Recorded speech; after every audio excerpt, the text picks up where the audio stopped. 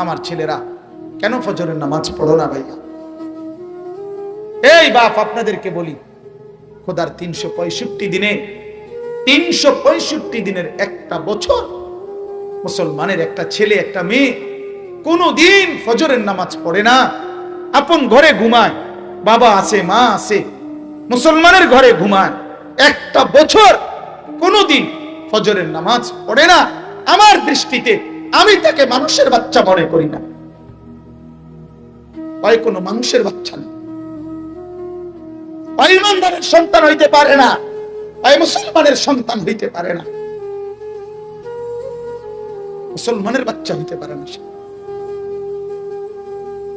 365 দিনের একটা বছরে, আরে নাফরমান তুই এত বড় জানোয়ার কেমনে হইলি?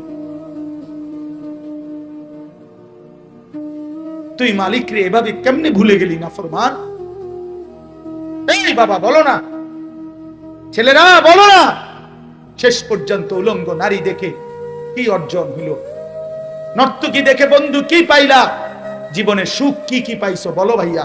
আমি তো জানি অসংখ্য যুবক, আমি তো ব্যক্তিগত কথা বলি, অসংখ্য যুবকের চিঠি আমার পকেটে থাকে, অসংখ্য যুবকের কথা আমি তো শুনি। শেষ পর্যন্ত উলঙ্গ নারী, নর্তকী, এই মোবাইলের অশ্লীল ছবি, সারা রাত জিনা ব্যভিচারের দৃশ্য দেখে শেষ পর্যন্ত পরিণতি কোথায় গিয়ে দাঁড়ায় এটা তো আমরা জানি ভাইয়া। শরীর শেষ, যৌবন শেষ, 18 বছর বয়স হয় নাই, এত সুন্দর ছেলে হওয়ার কথা, 17-18 বছর না হইতেই সাফা ভিতরে চলে গেছে, চোখ ভিতরে ঢুকে গেছে, কোমরের হাড্ডি গোস্ত চলে গেছে। ঘটনাটা কি বন্ধু? এমন অক্ষম হয়ে গেল কেন? চেহারা এমন বিভৎস কেন? চেহারা এত মলিন কেন? তোমার সমবয়সী 2-1 বন্ধু ছাড়া তোমারে কেউ তো ডাকে না ভাইয়া। কোন নাফরমানকে কেউ ডাকে না, কোন নাফরমানকে কেউ আদর করে না, সম্মান করে না। আল্লাহর কসম, একজন সুদখোর সে বলুক, তাকে কেউ ইজ্জত করে না।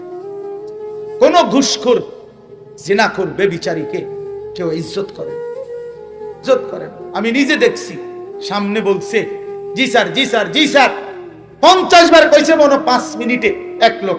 আমি সবার কথা বলি না, একজনকে আমি দেখছি আমার সামনে, সে তার বসের 5 মিনিটে মনে 50 বার কইল জি স্যার, জি জি জি জি। হেইতে কথা কইয়া সারে না, হেইতে শুধু জি স্যার কর। 5 মিনিট পরে বেটা চলে গেছে। ওই বস এইতে জাগাত দাঁড়াইয়া কয়, হুজুর মন্ডা চাইছে একটা ফাসাত লাত্তি দিব। আমি কইলাম আস্তাগফিরুল্লাহ, আপনি এটা কিতা কইলেন? আপনি দি জি স্যার কইতে কইতে ফেনা উঠে এলেন, ওহন আপনি কোন ফাসাত লাত্তি দিতেন মন চাইছে? এই তখন শুনেন মিয়া, সে সরাসরি বলছে হুজুর কাটটা সুদখোর, এই শব্দটা কইছে, কাটটা সুদখোর। বলে এটা ইজ্জত হইল? এই শব্দটা বলছে সে, হুজুর কাটটা সুদখোর। কিরে হারামখোর, সম্মান কই? সুদখোরের ইজ্জত কই? হারামখোরের ইজ্জত কই? সম্মান কোথায়? বিল্ডিং এ না করছে বিরাট, মানুষে তো আটতে যাইতে করে সুদের টিয়া, তো লাভ হইল কি? মানুষে তো আইতে যাইতে এটা বলে বাটফারির টাকা, 2 নম্বরই টাকা, তো লাভ হলো কি? সম্মান কোথায়? ইজ্জত কোথায়? এই জন্য বাপ, আল্লাহকে সেজদার মধ্যে সম্মান। যে কপালে সেজদা নাই, প্রিয় বন্ধু, প্রিয় বাপ, আহা, একটা অটো চালায়, 1 ওয়াক্ত নামাজ পড়ে না। একটা সিএনজি চালায়, 1 ওয়াক্ত নামাজ পড়ে না।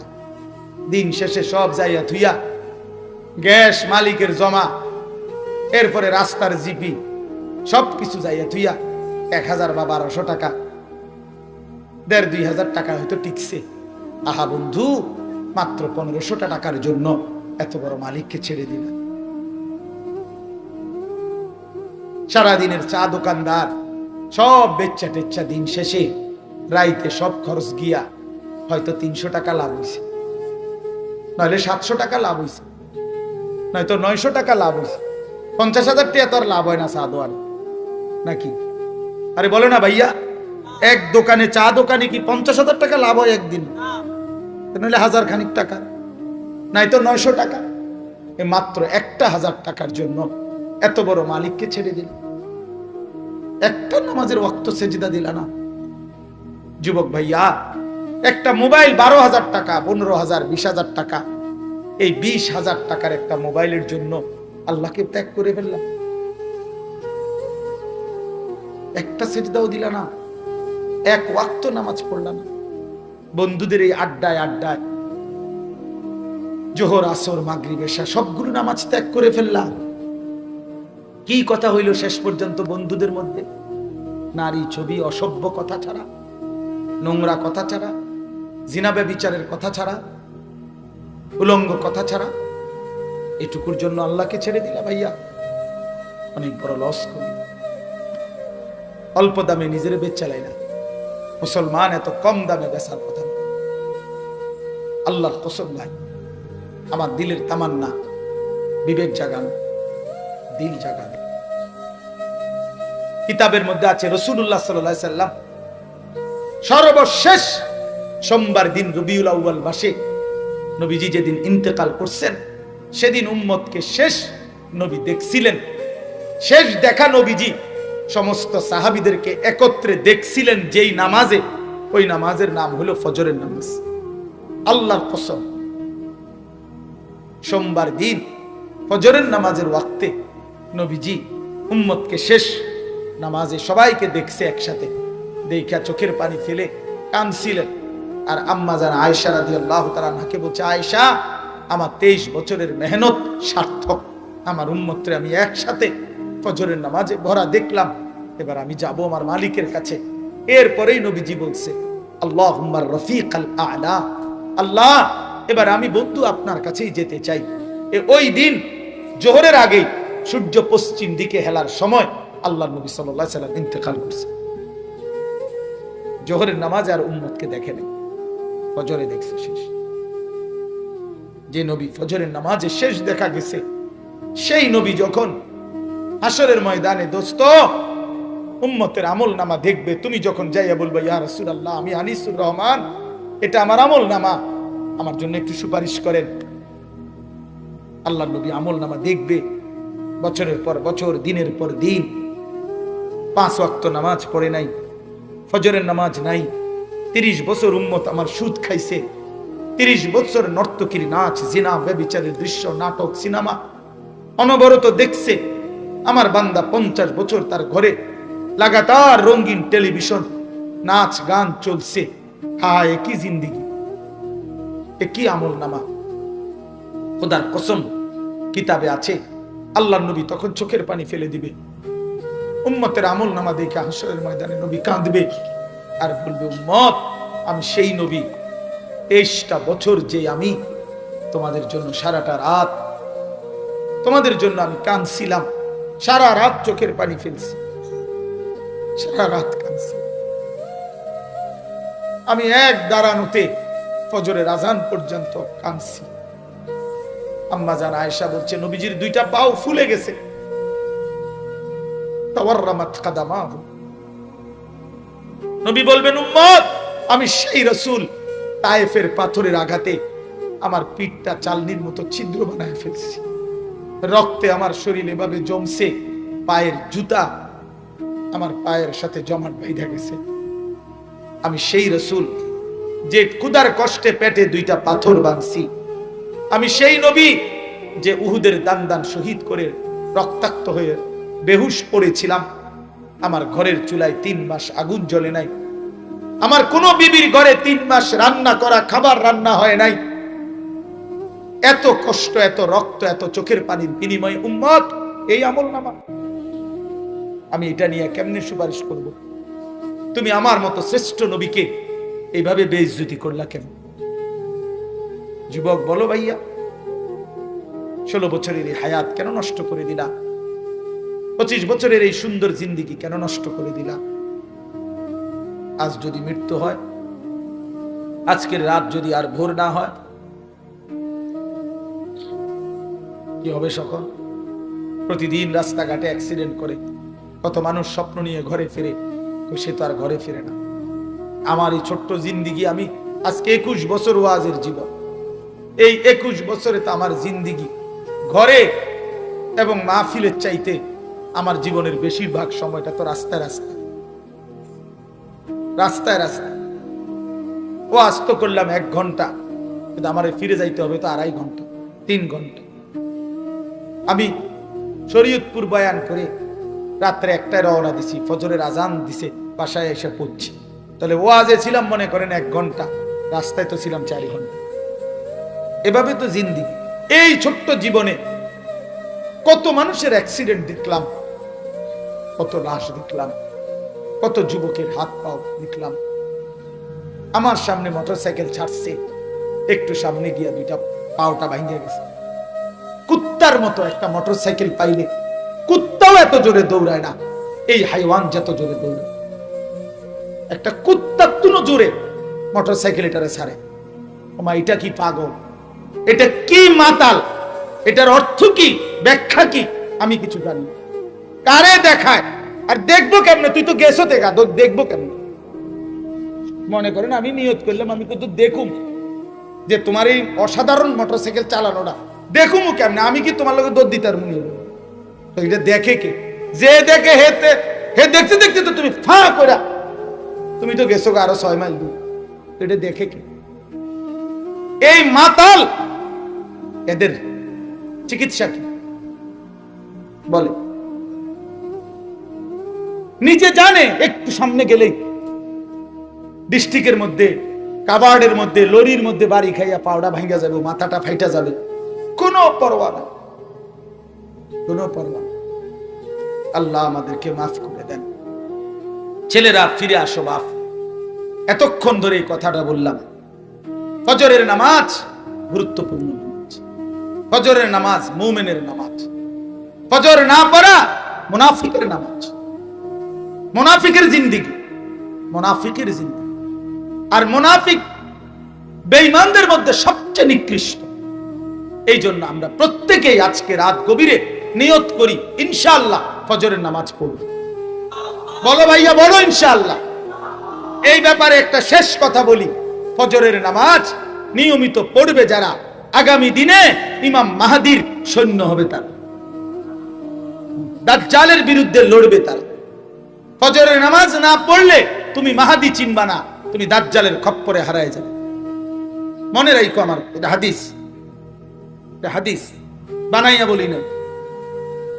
ফজরের মুসল্লিদেরকে নিয়ে মাহদী এবং ঈসা নবী দাজ্জালের বিরুদ্ধে চূড়ান্ত লড়াই করার জন্য বের হবে ফজরের মুসল্লি। এই জন্য ফজরের নামাজ গুরুত্বপূর্ণ। ফজরের নামাজ মুমিনের বিজয় হয়, ফজরের নামাজে বাতিলের পরাজয় হয়। আল্লাহ আমাদেরকে বুঝ দান করেন। শেষ কথা, আমার 5 ওয়াক্ত নামাজের গুরুত্ব দেওয়া উচিত। জীবনটা আল্লাহর নবী সাল্লাল্লাহু আলাইহি সাল্লামের এই কষ্ট মেহনতের দিন আমরা প্রত্যাখ্যান করা ঠিক হবে। ছেলেরা সুখ পাইবা না, বাবারা আপনাদেরকেও বলি, হারামের মধ্যে সুখ নেই। লোনা জলে তৃষ্ণা মেটে না, হারামের মধ্যে সুখ হয় না। যে পানি লবণাক্ত, ওই পানি তৃষ্ণা মিটায় না। ঠিক গুনাহ কখনোই তৃপ্তি দেয় না। 1 সাগর মদখোর পান করলেও তৃপ্তি হয় না, 1 গ্লাস পবিত্র পানি তৃপ্তি দিয়ে দেয়। এই জন্য সারা পৃথিবীর সমস্ত নারী উলঙ্গ করে দেখাইলেও তোমার তৃপ্তি হবে না, কিন্তু এক পবিত্র স্ত্রী আল্লাহ তাআলা যাকে দিছে, সে 70 বছর একজন বিবি দিয়েই প্রশান্তির জিন্দেগি পালন করে।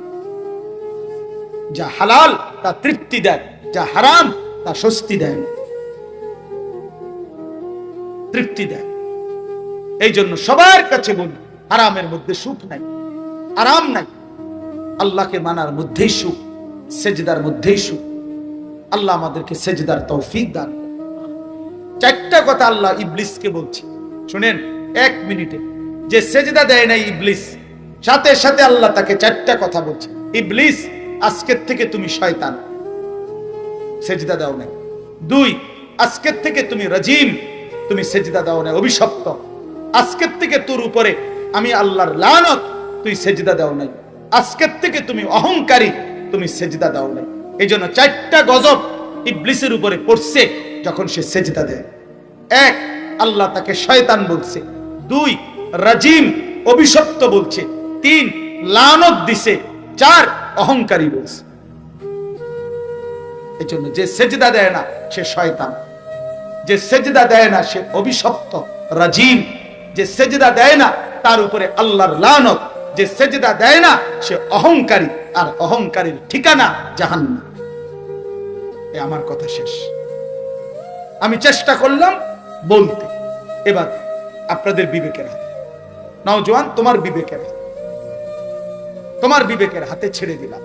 তুমি ইনসাফ করো, নিজের উপরে দয়া করো, নিজের উপরে রহম করো। এবার দেখেন তর্জমা বলি, এক টানে শেষ, তর্জমা ব্যাখ্যা লাগবে না। আল্লাহ বলেন, কাল্লা ইদা দুক্কাতিল আরদু দাক্কান দাক্কা। বান্দা, যত যাই করো না কেন, মনে রেখো এই দুনিয়া একদিন চূর্ণ বিচূর্ণ হয়ে যাবে। তুমিও থাকবে না, পৃথিবীও থাকবে না। হাসরের মাঠ কায়েম হবে, সবাই দাঁড়িয়ে থাকবে। ওয়াজা রব্বুকা, মহান আল্লাহ পাক হাসরের ময়দানে হাজির হবে। ওয়াল মালাকু সাফফান সাফফা, কোটি কোটি ফেরেশতা চারদিকে দাঁড়িয়ে থাকবে। ওয়াজিআ ইয়াউমাইদিন বিজাহান্নাম, ফেরেশতারা টেনে জাহান্নামকে হাসরের ময়দানে হাজির করবে। আল্লাহ বলেন, এই অবস্থায় মানুষ সব দাঁড়ানো, আল্লাহ পাক উপস্থিত, ফেরেশতারা দাঁড়ানো, জাহান্নামকে ফেরেশতারা টেনে আনবে। এই জাহান্নামের দিকে এক নজর তাকাইয়েই ইয়াউমাইদিন ইয়াতাযাক্কারুল ইনসান, প্রত্যেকটা নাফরমান পাপী তার পিছনের দুনিয়ার জিন্দেগির কথা এক নিমিষেই মনে পড়বে। ওয়া আন্না লাহু যিকরা, আল্লাহ বলে কিন্তু বলো না বান্দা, মনে পড়ে সেদিন কি লাভ?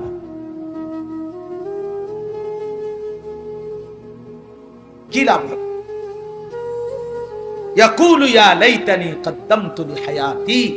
এবার আল্লাহ বলে, প্রত্যেকটা নাফরমান পাপী সেদিন হাসরের ময়দানে এই জাহান্নামের দিকে তাকাইয়া আফসোস করবে আর বলবে, হায় আমার মন্দ কপাল, আমি যদি দুনিয়ায় থাকতে আজকের এই আখিরাতের জন্য কিছু নেকি পাঠাইতাম।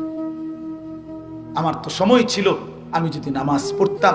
আমার তো টাকা ছিল, আমি যদি সাদকা করতাম। আমি তো হায়াত ছিল, আমি যদি আমার আল্লাহর গোলামি করতাম।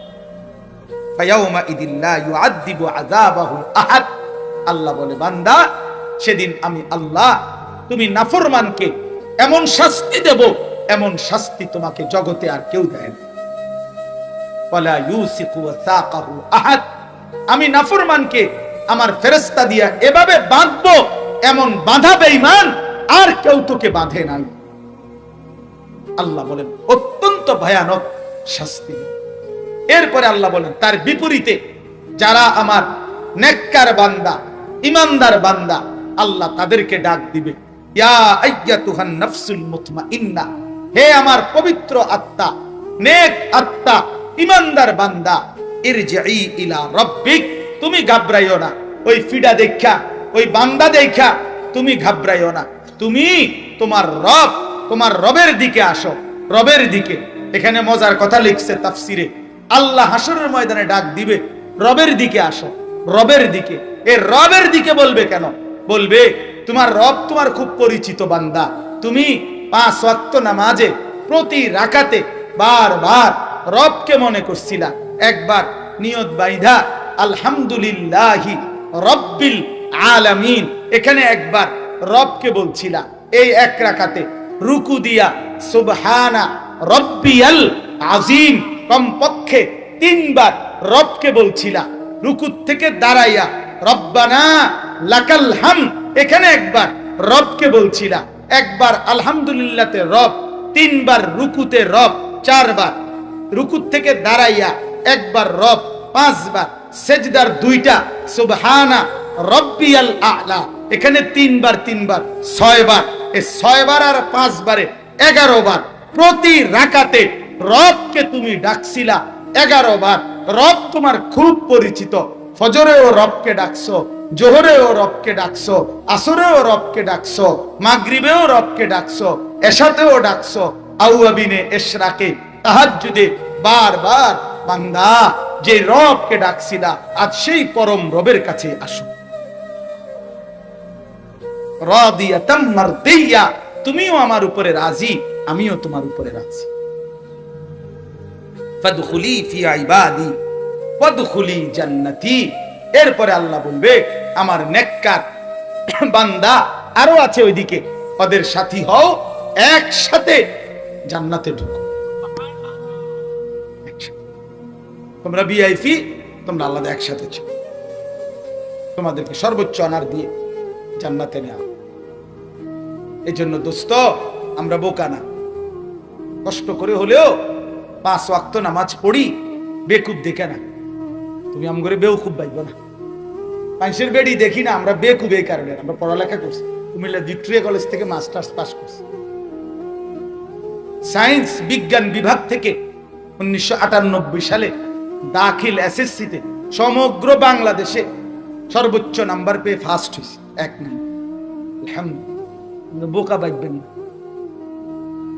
না, বেউকুফ মনে করেন। কওমি মাদ্রাসা থেকে দাওরা পাস করছে। অর্থ হলো এটা ফুডাঙ্গিরি লেগে কইতেছি না, বুঝাইতেছি আল্লাহকে নারাজ করে তুমি কি বেশি অর্জন করলে, আর আল্লাহকে সেজদা দিয়ে আমরা কি হারাইলাম? কি হারাইলাম? তুমি কি বেশি পাইয়া লাইলা?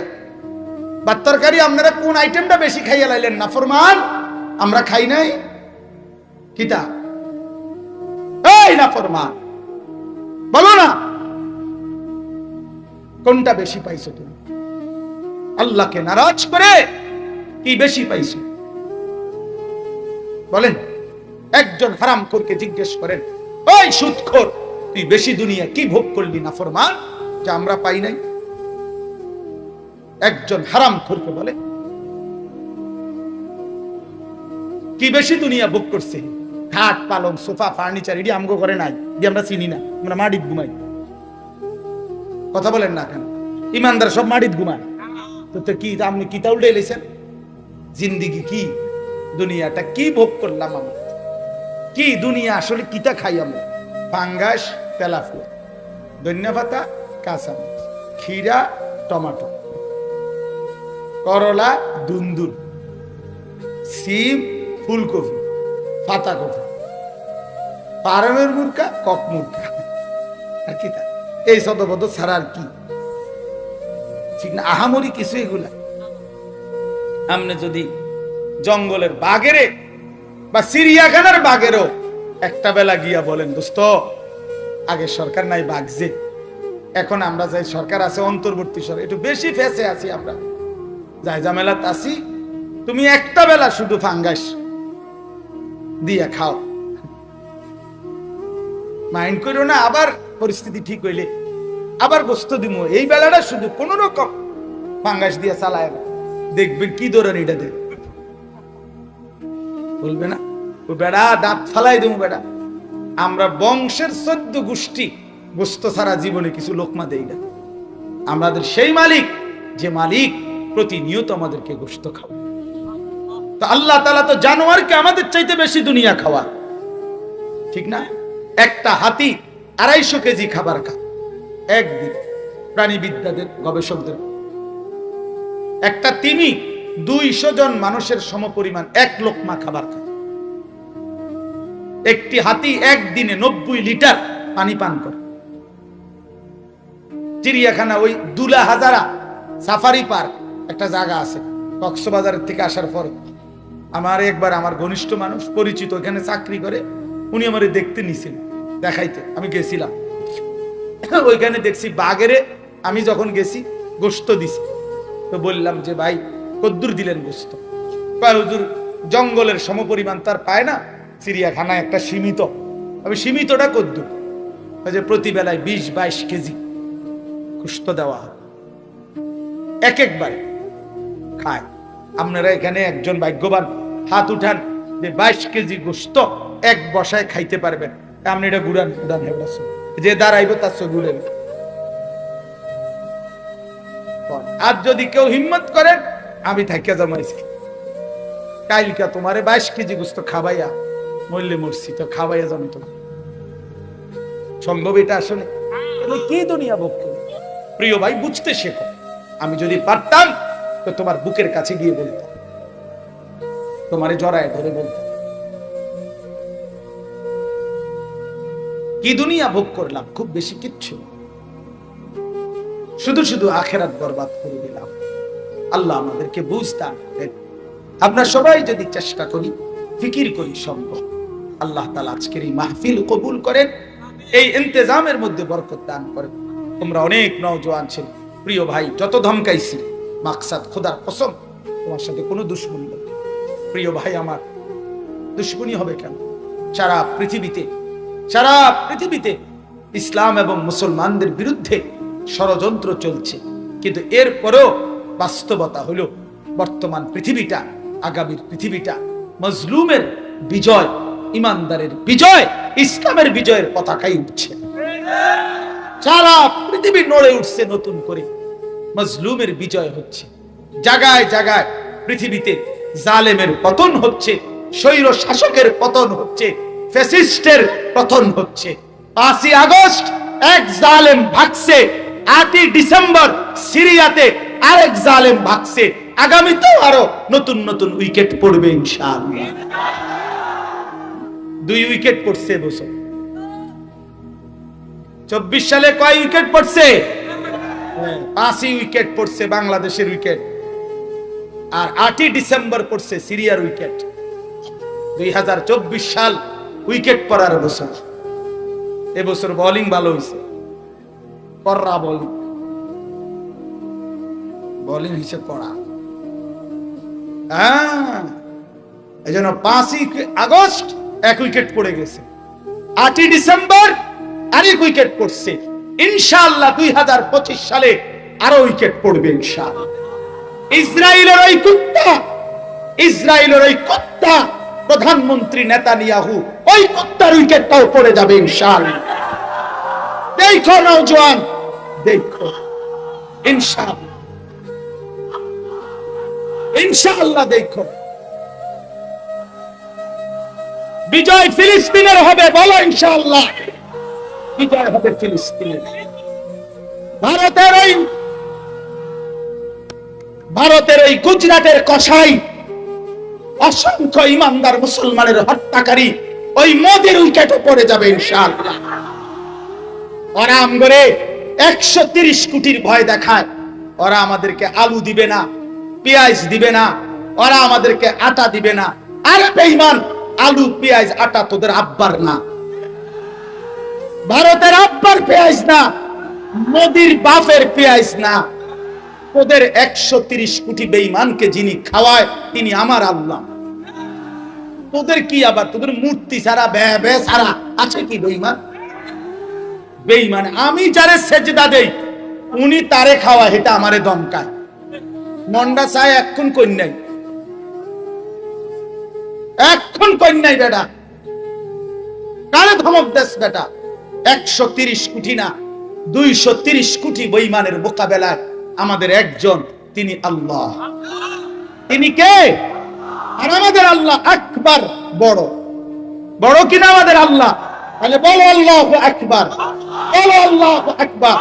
দাঁড়ায় বলো, দাঁড়াও জওয়ান, ওঠো নওজোয়ান, দাঁড়াও নওজোয়ান, জাগো নওজোয়ান, বলো আল্লাহু আকবার, নারায়ে তাকবীর, আল্লাহু আকবার, বলো, আওয়াজ করো।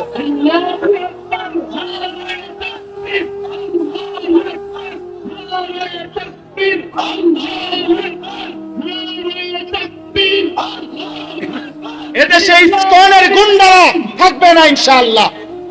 ইসকনের সন্ত্রাসীদের জায়গা বাংলাদেশে হবে না ইনশাআল্লাহ, হবে না। কোন কিছু দিয়া, রিকশা লীগ, আনসার লীগ, ইসকন লীগ, সাদ লীগ, কোন লীগ দিয়া বাংলাদেশে কিছুই করা যাবে না। একবার ইসকনের গুন্ডাদেরকে লাগায়া শহীদ অ্যাডভোকেট সাইফুল ইসলাম আলিফের রক্ত ঝরাইছে। আরেকবার সাদ নামে ইন্ডিয়ার এক ভণ্ড, এক প্রতারক, এক মুনাফিক ছদ্মবেশী, সে টঙ্গীর বিশ্ব ইজতেমার ময়দানে তার গুন্ডা বাহিনী দিয়ে ইমানদার মুসলমানকে রাতের অন্ধকারে শহীদ করেছে, হত্যা করেছে। সোজা হিসাব, প্রতিবেশীর কোন ষড়যন্ত্র এদেশে বাস্তবায়ন হবে না ইনশাআল্লাহ। যুবক, তোমরা হাল ছাইরো না, তোমরা এদেশ ছেড়ে দিও না। আগামীর ইসলাম আমরা তোমাদের হাতে তুলে দিলাম। আগামীর কালেমার পতাকা তোমরা তুলে দিলাম ইনশাআল্লাহ। বাংলাদেশে কালেমার পতাকা উড়বেই ইনশাআল্লাহ। আমি আনিস না থাকলে কোনো সমস্যা নাই, আমার খুন ঝরলে কোনো অসুবিধা নাই। শহীদের পবিত্র রক্ত বৃথা যায় না, শহীদের প্রতি ফোঁটা রক্তে কালেমার বিজয় হবে ইনশাআল্লাহ। এজন্য আগামীর নওজোয়ান ফিরে আসো আল্লাহর দিকে, চলো সেজদা দেই মালিককে, চলো আল্লাহকে রাজি করি। আমার দেশ সোনালী এই বাংলাদেশ স্বাধীনতা সার্বভৌমত্বের জন্য, দেশ জাতির জন্য, ইসলামের জন্য, আল্লাহর জন্য নিজেকে তৈরি করি। ঠিক আছে, রাজি তো ইনশাআল্লাহ? ছেলেরা রাজি তো ইনশাআল্লাহ? জোরসে বলো ইনশাআল্লাহ, আরো জোরে বলো ইনশাআল্লাহ। দেখেন আপনাকে নওজোয়ান, এরা আপনাদের ছেলে ইনশাআল্লাহ। ইনশাআল্লাহ। উত্তম প্রিয় মানুষের সোহবত মানুষকে বদলায়, মানুষকে বদলায়। চোখের দৃষ্টির সাংঘাতিক আসর, চোখের দৃষ্টি, গুনার নজর তাও জিন্দিগি বদলায়, নেকের নজর তাও জিন্দিগি বদলায়। নেক কাজ, নেককারের দিকে দৃষ্টি পড়লে ঈমান আমলের প্রেরণা আসে। আর ভিন নারী নর্তকী ছবি, উলঙ্গ দৃশ্য, নাচ গান, অসভ্যতা, নোংরামির সেই ছবির দিকে নজর পড়লে তাও জিন্দিগি, শরীর বদলায়, ভিন্ন অনুভূতি আসে, গুনার চেতনা, গুনার প্রেরণা, অসভ্যতার নোংরামি, অশ্লীলতার কল্পনা জাগে, নোংরা জিনা ব্যভিচারের আকাঙ্ক্ষা জাগে। তাহলে নজর গুনার দিকে পড়লেও গুনাহের দিকে টেনে নিয়ে যায়, নজর ঈমান আমলের দিকে পড়লেও ঈমান আমলের দিকে নিয়ে যায়। এই জন্য এটা দোস্ত জরুরি বিষয়। এই মসজিদে জুম্মার বয়ান ওলামায়ে কেরামের দিকে তাকাইয়া শোনা উচিত। বয়স্ক অনেক লোক আছেন আপনারা, কেউ আছে অহংকারের কারণে মাথা গাঁর নোয়া রাখে, ওরা মাতবর, ওরা কমিটির লোক, ওরা এলাকার সর্দার, ওরা ফুট মসজিদের টাইলসটি দিছে, বুঝেন নাই কথা, দোতলার ছাদ করে দিছে। এই জন্য কিছুটা অহংকারী ভাবের কারণে ওলামায়ে কেরামকে, ইমাম সাহেবকে পরোয়াই করে না। ইমাম সাহেব তো আমরাই রাখছি, ইমাম সাহেব তো আমরাই রাখছি, এই জন্য গাঁর মসজিদ দিকে নোয়ায় রাখে। কিছু আছে গাফলতির কারণে পয়সা পয়সা জুড়ায়, এরকম করে বর্ষি দিয়া মাছ ধরে, মসজিদে বইয়া মাছ ধরে। এই বর্ষি দিয়ে আগে মাছ ধরতো যে, তো এই যে এটা আপনার এইটা একটু পরপর নিচের দিকে ডাইবা যায়, আবার ওঠে, এরকম। তো এই জন্য এই গাফেল মাঝ বয়সী মানুষ প্রথম কাতারে থাইকাও 30 বছর পরেও জিন্দিগি বদলায়। 50 বছর ধরে সামনের কাতারে নামাজ পড়ে, আজও একটা সূরা কেরাত শুদ্ধ হয়। এই মানসিকতাটাই জাগে না। এটা কি বদনসিব, কি নামাজ পড়লেন চাচা, ইমাম সাহেবের থেকে কি শুনলেন? প্রত্যেক দিন এশার নামাজ, ফজরের নামাজ, মাগরিবের নামাজ, 3টা ওয়াক্ত নামাজ ইমাম সাহেব আওয়াজ করে সূরা কেরাত পড়ে। আপনি তো শুনতেছেন উনার, তা আমনেরটা যে উনার মতো হয় না, অশুদ্ধ আপনারটা। এদ্দুর দেমা, এদ্দুর আকল 50 বছরও আপনার বিবেকের মধ্যে আসে নাই। আপনার বিবেক এটা কি তা? আপনার বিবেকে, আপনার মাথাটার মধ্যে ভাত তরকারি ছাড়া আর আছে কি? ফাঙ্গাসার তেলাপিয়া ছাড়া ভিত্তি কি? বলেন, ইনসাফের সাথে বলেন। 50 বছরও এতটুকু ভাবনা আসলো না যে হায় আমার ওযু গোসল, আমার নামাজ, আমার সূরা কেরাত তো ঠিক না। ওই কোনো মানসিকতাই নেই, শেখা কোনো মানসিকতাই নেই। দাদা কইছে বাইনতাম দান, বাইনতে আসি ও দাদা, মানে ভিজা দান। ভিজা দান বানলে ঢেকির মধ্যে দিলে 1000 বার এটারে ঢেকি বানলেও লাভ হয় না। ধান সেপটা হইয়া যাবে, মাগার চাউল বাইরে তো না, কারণ ধান যে ভিজা, ভিজা ধান থেকে ধান চাউল আলাদা হয় না, শুকাইতে হয়। এই জন্য বাবাদের কাছে বললাম, আপনাদের অসংখ্য মানুষ জীবনটা খামখেয়ালি শেষ করে দিচ্ছে। আপনি না মনে করেন নামাজ পড়তেছেন, কিন্তু আল্লাহর কসম, কসম আল্লাহ, দুই জিনিস যার ইবাদতের মধ্যে নাই তার ইবাদত কবুল হয় না। এক, ইবাদত কবুল হওয়ার জন্য ওই আমলটি শতভাগ বিশুদ্ধ হইতে হবে। রাসূলুল্লাহ সাল্লাল্লাহু আলাইহি সাল্লাম ঠিক যেভাবে শিখাইছেন ওইভাবেই হইতে হইবে। এর জন্য যত কষ্ট করতে হয় আপনাকে করতে হবে, যত কষ্ট করতে হয়, শুদ্ধ হইতে হবে। এটা আপনার সূরা শুদ্ধ হইতেই হইব। আপনি জেনারেল না পাবলিক, আপনি গ্রামের না আপনি দিন মজুর, এই সমস্ত কথা বললে হবে। ছোটবেলায় পড়ি নাই, মাদ্রাসায় শিখি নাই, আব্বাই ফরায় নাই, অথবা কামে লাগাইয়া দিছে, অল্প বয়সে বিদেশ ফাড়াই দিছে, বিয়া করাই দিছে, এই সমস্ত ফাকনা আলাপ, সিহন আলাপ করলে হবে না। আল্লাহর কোরআন শুদ্ধ যার হয় না তার নামাজ হয় না। সূরা কেরাত দোয়া কালাম যার অশুদ্ধ তার নামাজ অশুদ্ধ, অশুদ্ধ। রুকু সেজদা যার অশুদ্ধ তার নামাজ অশুদ্ধ। রুকু দিয়া মাথা উঠাইয়াই নিচের দিকে জায়গা, সেজদা একটা দিয়ে একটু উঠাই আরটা দিয়া লাগে, এটা কি সেজদা? 4 রাকাত সুন্নত পড়ছে, 1 মিনিটও লাগে না, 1.5 মিনিটও লাগে না, এটা কি নামাজ?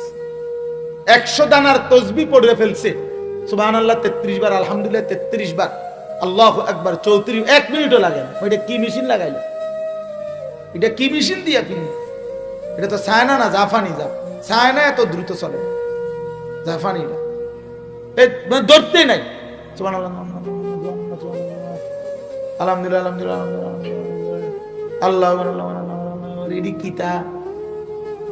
এডি কি তামাশা? আল্লাহর সাথে তামাশা, তামাশা করে আল্লাহর সাথে, আল্লাহর সাথে তামাশা করে। 1 মিনিট কল্পনা করে দেখেন, রাসূলুল্লাহ সাল্লাল্লাহু আলাইহি ওয়াসাল্লাম তিনি এভাবে তাসবিহ পড়ছেন, তিনি এভাবে নফল পড়ছেন, তিনি এভাবে নামাজ পড়ছেন। আম্মা জান আয়েশা রাদিয়াল্লাহু তাআলা আনহা বলতেন, আল্লাহর নবী সাল্লাল্লাহু আলাইহি সাল্লামের রাত্রি বেলার সেজদা দেখলে মাঝে মাঝে আমি ভাবতাম, হাত্তা জানান্তু আন্নাহু কুবিযা, এত লম্বা সেজদা দিতেন মনে হতো যেন তিনি ইন্তেকাল হয়ে গেল কিনা। হাত্তা জানান্তু আন্নাহু কুবিযা, না জানি নবীজির জান কবজ হয়ে গেল কিনা। তাহলে মাথা উঠায় না, এত লম্বা সেজদা, এত লম্বা সেজদা। হযরত হুযায়ফা রাদিয়াল্লাহু তাআলা আনহু বলেন, একদিন নবীজির পিছনে আমি নফল 1 রাকাত নামাজ পড়তে গিয়ে দেখছি 10.5 পারার চাইতে বেশি কোরআন শরীফ নবী পড়লেন, সমপরিমাণ রুকু দিলেন, সমপরিমাণ লম্বা সেজদা দিলেন। দ্বিতীয় রাকাতে দাঁড়াইছে আর নফল নামাজ আমি নিয়ত ছাইরা এলেছি। উনি সাহাবী বলতেছেন, আমি বুঝছি, এবার দললে বাকি কোরআন শরীফ শেষ করলেন। লক্ষণ ভালো না।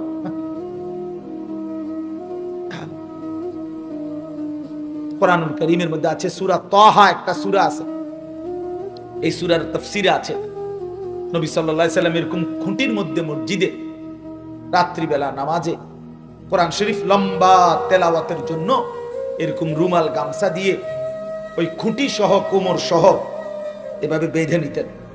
আল্লাহর কসম তাফসীরে আছে, কোমর সহ খুঁটি সহ বাঁধ দিতেন। কেন? জানে ঘুমের কারণে পড়ে না যায়, সারা রাত দাঁড়িয়ে আল্লাহর কোরআন তিলাওয়াত। এজন্য আমল বিশুদ্ধ হইতে হয়, আমল বিশুদ্ধ হইতে হয়। হজ্জের সফরে যাই, কত মানুষ রে, কত বাবা চাচা করে আত্মা দৈরাও ঠিক করা যায় না। এবার আল্লাহর ঘর দেখছি, হুজুর আল্লাহর রহমতে আপনি দোয়ায় আল্লাহ আল্লাহর ঘর দেখাইছে, ঠিক আছে, আল্লাহর ঘর দেখা একটা ফজিলত, কিন্তু হজ শুধু আল্লাহর ঘর দেখা না। কথা বোঝেন নাই? হজ মানে কি? শুধু আল্লাহর ঘর দেখা, এটা ইবাদত। এর সুনির্দিষ্ট কি আছে, নিয়ম কানুন আছে, আপনাকে সেটা সহি হইতে হবে, শুদ্ধ হইতে হবে। হজের প্রশিক্ষণ নিতে কোন আমরা রাজি না, আমরা রাজি না। কেবল 14 গোষ্ঠীর কেউ জানা বাকি কিনা কেবল গুইরাই জিঙ্গাসা করে, রে আমেরিকায় যে তোর সাসার যে একজন ওই দুঃসম্পর্কীয় তোর সাসার এক বন্ধু আছে, হেবড়া জানাইছ তুই? আমরা হেবড়া যে হজ যাইতে আছে, হেবড়া জানাই তুই? আপনারা জানাই তো, বলে 5-6 লাখ টাকা মাটি। হ্যাঁ, গ্রাম চুক্তি গরু জবাই করে ভাত খাওয়াইতেছে, সবাই জানো। কিন্তু আমার হজ শিখতে যে হয়, এখানের যে দোয়া কালাম নিয়ম কানুন শিখতে হয়, এর কোনো মানসিকতাই মানসিকতাই নেই। বাপ রাগ হয়ে না, ছেলেরা বাপ তোমরাও বুঝতে শিখো। বাবা তোমরা অনেকেই আছো জুমার নামাজ পড়ো, ঠিক আছে, কিন্তু যদি শরীর পবিত্র না হয়, ওযু ঠিক মতো না হয়, ফরজ গোসল যদি আদায় না হয়, প্রিয় বন্ধু, কাবা শরীফের ছাদে দাঁড়াইয়া নামাজ পড়লেও নামাজ হবে। তোমরা অনেক ছেলে আছো যারা ফরজ গোসল সহি শুদ্ধ মতো জানো না। ফরজ গোসল আর এমনে গোসল একরকম না। বীর্যপাত হলে যেই গোসল করতে হয় সেই গোসল আর এমনি গোসল এক। সেটা শুধু ডুবাইলে হয় না, শরীয়ত সম্মত ভাবে কুলি করতে হয়, শরীয়ত সম্মত ভাবে নাকের নরম জায়গা পর্যন্ত পানি পৌঁছানো ফরজ। তোমরা অনেকেই জানো না কেমনে পৌঁছায়। নাকের নরম জায়গায়, যে নাক প্রত্যেকের যেটুকু নড়ে এরকম ভাঙ্গে, এটারে বলে নরম জায়গা। প্রত্যেক মানুষের নাকের 2 অংশ, এখান থেকে এই অংশ শক্ত, এটা শক্ত, কিন্তু এই যে এটা এই যে এরকম নাড়াইলে যেটা, এইটারে বলে নাকের নরম জায়গা। এইখান পর্যন্ত পানি পৌঁছাইতে, তাহলে ওইখানে যদি পানি না যায় ফরজ গোসলের সময়, আল্লাহর কসম, তাহলে তোমার শরীর পবিত্র হবে না। পরিচ্ছন্ন হইছে, পাউডার টাউডার দিছ, গাও সাবান টাবান ডলছো, ঠিক আছে, সেটা আলাদা বিষয়, কিন্তু পবিত্র এটাকে বলে না। শরীয়ত সম্মত পদ্ধতিতে গোসল করলে সেটা পবিত্র হবে। সেটা অনেক ছেলে আছো জানো না দোস্ত, এটা পদার্থ বিজ্ঞান বইয়ে নাই, জীববিজ্ঞান বইয়ে নাই, এটা জেনারেল স্কুলের কোনো বইতে নাই, এটা কোনো আলেমে দ্বীন থেকে প্র্যাকটিক্যাল শিখতে হবে। শুনে নিলেও হবে না, তুমি বুঝতা না, পারতা না, প্র্যাকটিক্যাল শিখতে হবে, দেখে শিখতে হবে, বুঝে নিতে হবে, নাইলে আজীবন তুমি নাপাক। আল্লাহর কসম, তুমি আজীবন নাপাক। তুমি কাবা শরীফের ছাদে উঠে নামাজ পড়লো, তোমার নামাজ হবে না। তিরমিজি শরীফ হাদিসের একটা বিখ্যাত কিতাব, আল্লাহর নবী সাল্লাল্লাহু আলাইহি সাল্লাম বলেন, প্রথম হাদিস, লা তুকবালু সালাতুন বিগাইরি তুহুরি, পবিত্রতা ব্যতীত কোনো নামাজ কবুল হয় না। এই জন্য বললাম, এক নম্বরে বাবাদেরকেও বললাম, নওজোয়ান তোমাদেরকেও বললাম, আল্লাহর কাছে কোনো ইবাদত কবুল হওয়ার জন্য বিশুদ্ধ হওয়া, সহিহ হওয়া, সালেহ হওয়া, সহি শুদ্ধ হওয়া, এটা জরুরি। আমরা হুজুর সাধারণ মানুষ, আমরা গ্রামের মানুষ, আমরা মূর্খ সুরুক্ষ মানুষ, আমরা রিতান কইলি কি আর আমরা পারবো? কোন রকমে আল্লাহ আল্লাহ কইরা মরণে না পাকনা আলাপ করে। আপনি যে কোন রকম মানুষ, আপনি যে গোস্ত খানা তোলে বন্ধ করে দেন, আপনি যেহেতু মূর্খ মানুষ, আপনি মাটির ঘরে থাকেন, আপনি বিল্ডিং এ হতেন কি লেগে? আপনি পড়ালেখা করছেন না? বলেন তো, এটা রাজি হবেনি? দুনিয়ার সমস্ত কিছু ভোগ করতে কোনো কিছু ছাড় দিতে রাজি না, আখিরাতের বেলায় এই সমস্ত 9-6 কথার কোনো অর্থ নেই, কোনো অর্থ নাই। বাবা, হিসাব আপনি নিবেন না, হিসাব আমি নেব না, হিসাব দুনিয়ার কেউ নিবে না, মহান আল্লাহ পাক। এই জন্য নেক আমল আল্লাহর কাছে কবুল হইতে হইলে বিশুদ্ধ হইতে হয়। আপনাকে শিখতে হবে, আপনাকে ওযু শিখতে হবে, গোসল শিখতে হবে, নামাজ শিখতে হবে, আত্তাহিয়াতু, দোয়ায়ে কুনুত, দোয়ায়ে মাসুরা শুদ্ধ করতেই হবে, সানা তাশাহুদ শুদ্ধ করতেই হবে। কোনো যুক্তি না, আপনি মূর্খ না বকলম, এটা দেখার বিষয়, দেখার বিষয়। প্রিয় ভাই, তুমি স্কুলে পড়ছো না মাদ্রাসা, এটা দেখার বিষয়। তুমি আখিরাতে যাবা কিনা সেটা বলো, তুমি মরবা কিনা সেটা বলো, তুমি আল্লাহর কাছে হিসাব দিবা কিনা সেটা বলো। আলা ইয়াদুন্নু উলাইকা আন্নাহুম মাবউসুন, আল্লাহ বলে, বান্দা তোমরা কি ভেবেছো, তোমরা কি আমি আল্লাহর সামনে হাসরের ময়দানে উঠবা না? এই জন্য এইটা বলল। 2 নাম্বার, কোন আমল আল্লাহর কাছে কবুল হওয়ার জন্য দ্বিতীয় শর্ত হইল আল্লাহর জন্য হওয়া। কার জন্য হওয়া বলেন? আল্লাহর জন্য। এই 1 নাম্বার বিশুদ্ধ হওয়া, 2 নাম্বার আল্লাহর জন্য হওয়া। বিশুদ্ধ হইতে হবে, আল্লাহর জন্য হইতে হবে। বিশুদ্ধ হইল, আল্লাহর জন্য হইল না, হবে না। আল্লাহর জন্যই হইছে কিন্তু বিশুদ্ধ হয় নাই, তাইলেও হবে। দুইটা মিললে সেটা আমলে সালেহ, সেটা আল্লাহ কবুল করে। আল্লাহ আমাদেরকে তৌফিক দান করে।